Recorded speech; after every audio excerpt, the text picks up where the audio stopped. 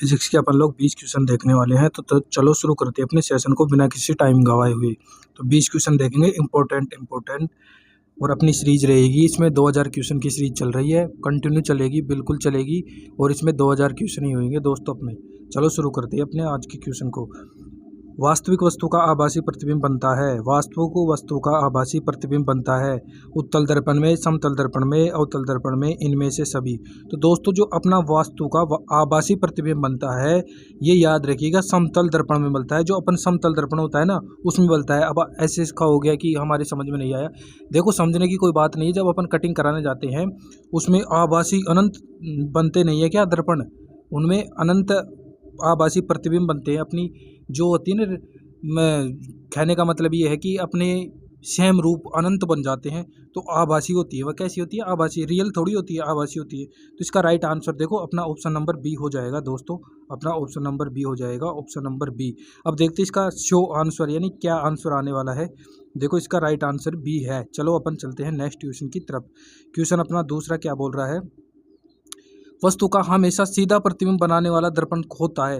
वस्तु का हमेशा सीधा प्रतिबिंब बनाने वाला दर्पण कौन सा होता है? तो दोस्तों ये अपने 4 ऑप्शन दे रखे हैं और आप लोग बताइए कौन सा होता है। देखिए अपना है ए समतल उत्तल अवतल, बी है समतल अवतल, उत्तल अवतल और समतल उत्तल। अब देखिए ये अपने 4 ऑप्शन दे रखे हैं। अब इनमें देखिए उत्तल और समतल वास्तविक वस्तु का हमेशा सीधा प्रतिबिंब बनाने वाला है।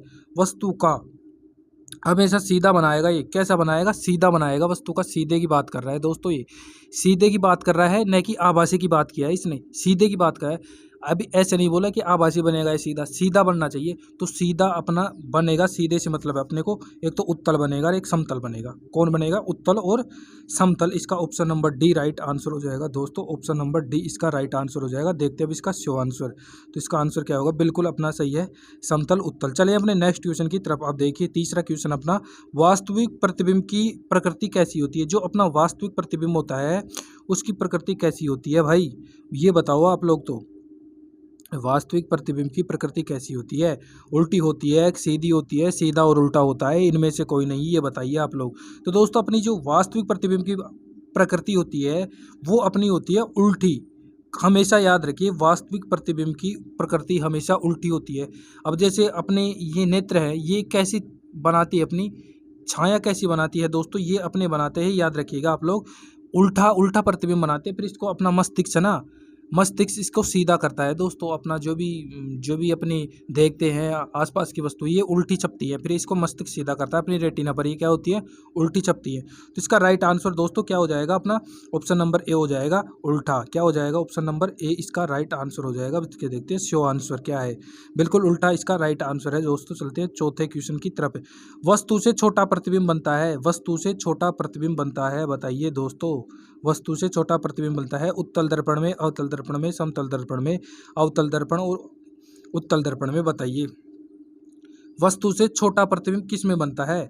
तो दोस्तों इस वस्तु से छोटा प्रतिबिंब अपना देखो उत्तल दर्पण और अवतल दर्पण में बनता है। लेंस की बात नहीं हो रही यहाँ पर हो रही है दर्पण की दोस्तों, दर्पण की बात हो रही है। तो वस्तु से छोटा प्रतिबिंब बनता है हमेशा। ऑप्शन नंबर डी इसका राइट आंसर होने वाला है। ऑप्शन नंबर डी देख लीजिएगा आप लोग। चलिए अपने नेक्स्ट क्वेश्चन नंबर 5वें की तरफ दोस्तों।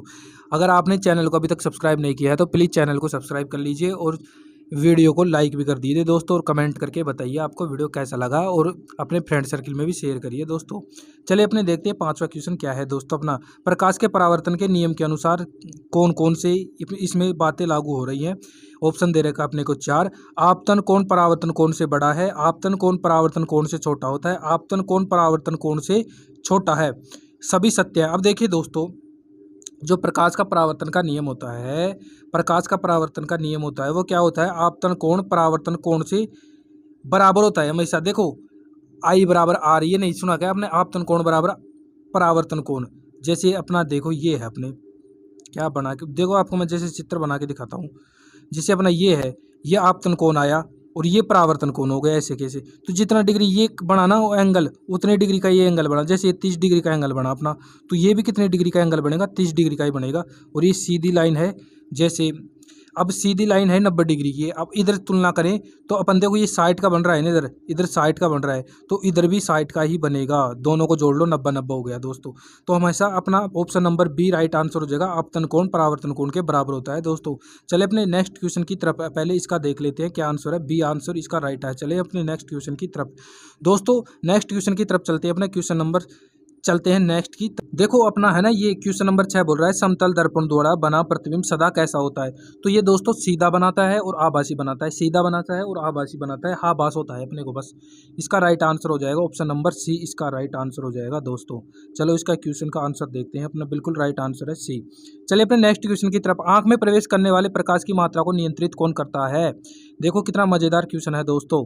इस क्वेश्चन को देखिए आप लोग और इसका आंसर बताइए। परितारिका, पुतली, लेंस, पश्चिमावी पेशियां। अब देखो अपने जो आंखों में प्रवेश करने वाला प्रकाश होता है उसको देखो कौन नियंत्रित करता है। पुतलियां नियंत्रित करती है, आंख की पुतलियां नियंत्रित करती है। लेंस करता है, लेंस का काम होता है देखने का। पश्चिमावी पेशियां करती है, पश्चिमावी पेशियों पर तो अपना ये आंख टिका हुआ होता है, तो ये करती है क्या, तो अपने क्या हो जाएगा ऑप्शन नंबर ए हो जाएगा, परितारिका। परितारिका इसका आंसर राइट हो जाएगा, ऑप्शन नंबर ए हो जाएगा दोस्तों। देख लीजिए परितारिका। चलिए अपने क्वेश्चन नंबर 8 की तरफ दोस्तों, बताइए सूर्योदय और सूर्यास्त के समय सूर्य का गोल दिखता है, सूर्य का गोल दिखता है, क्यों दिखता है दोस्तों बताओ जल्दी से।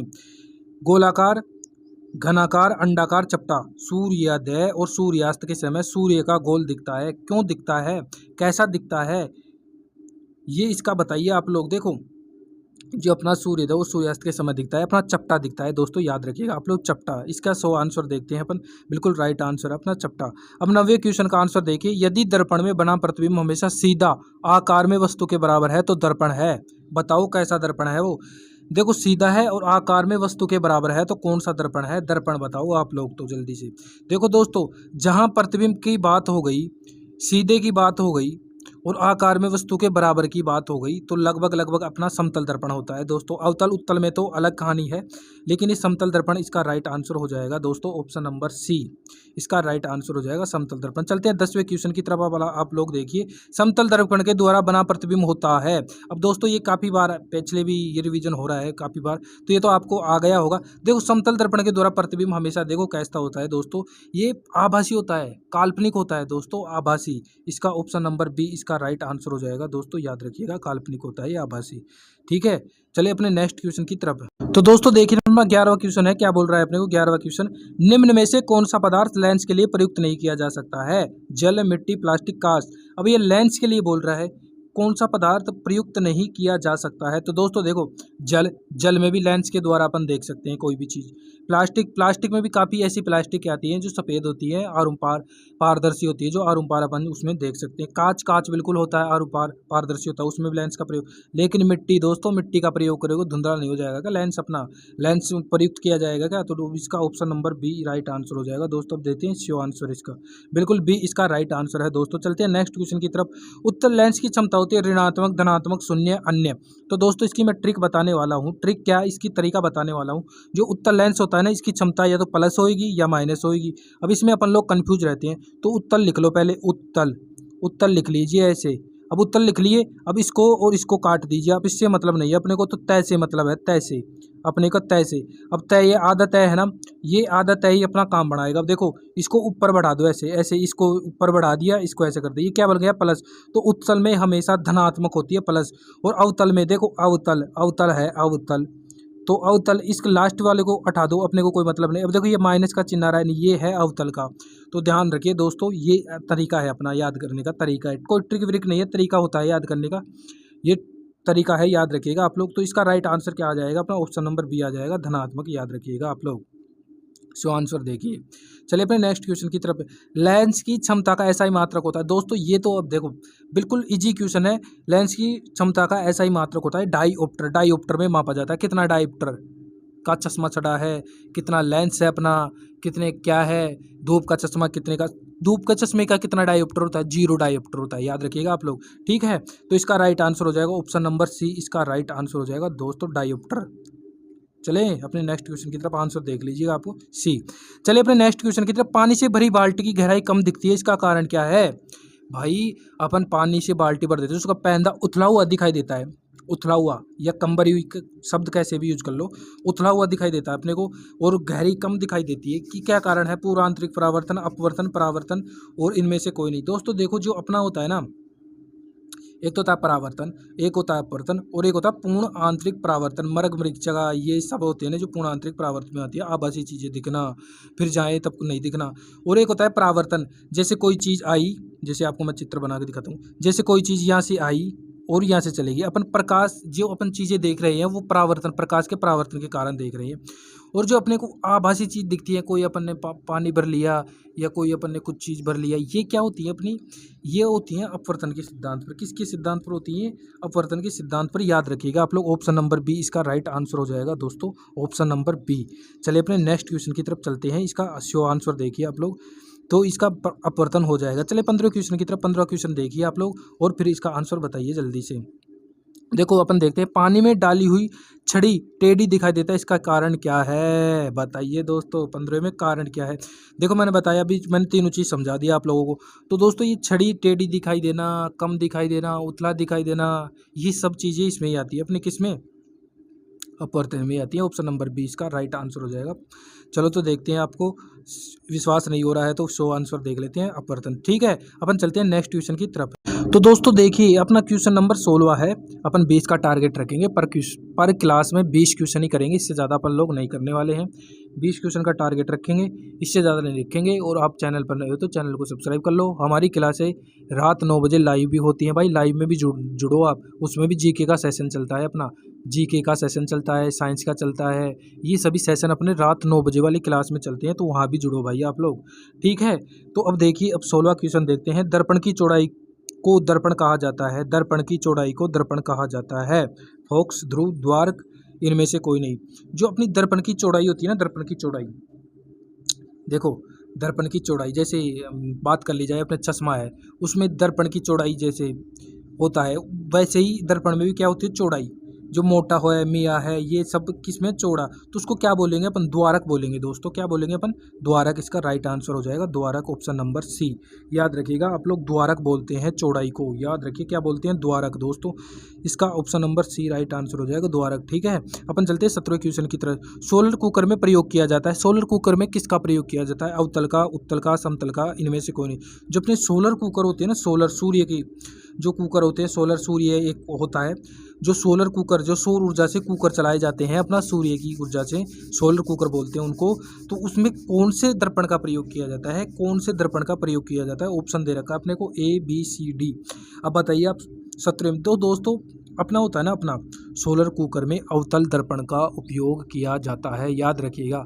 किसका उपयोग किया जाता है? अवतल दर्पण का याद किया जाता है। अब देखो इसको कैसे याद रखोगे? जैसे सूर्य का नाम आ गया, सोलर कुकर आ गया अपना, ऐसे याद रखो सोलर कुकर। देखो अवतल है ना, अवतल।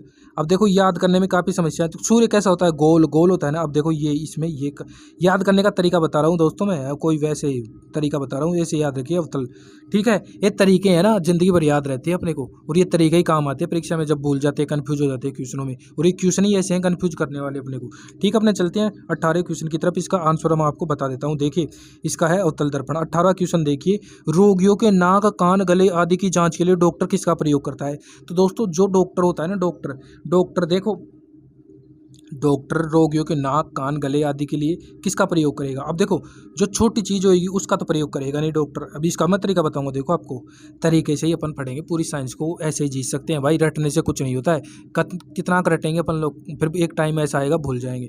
देखो रोगियों के नाक, कान, गले आदि की जाँच के लिए डॉक्टर प्रयोग करता है, देखो समतल दर्पण, उत्तल दर्पण, अवतल दर्पण। तो दोस्तों देखो अवतल और देखो दो चीज़ हैं, तो एक अवतल दर्पण है, एक उत्तल दर्पण है।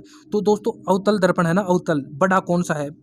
अरे भाई कान में बड़ी चीज़ के लिए तो काम करेगा, कोई चीज़ देखना है अपने को, ऐसे ही देख लेगा क्या? अवतल दर्पण है ना, जो अक्सर बड़ा है, नाम बड़ा है, तो चीज़ों को बड़ा करता है। याद रखिए दर्पण है जो बड़ा करता है, चीज़ों को बड़ा करता है, तो अवतल दर्पण इसका राइट आंसर हो जाएगा।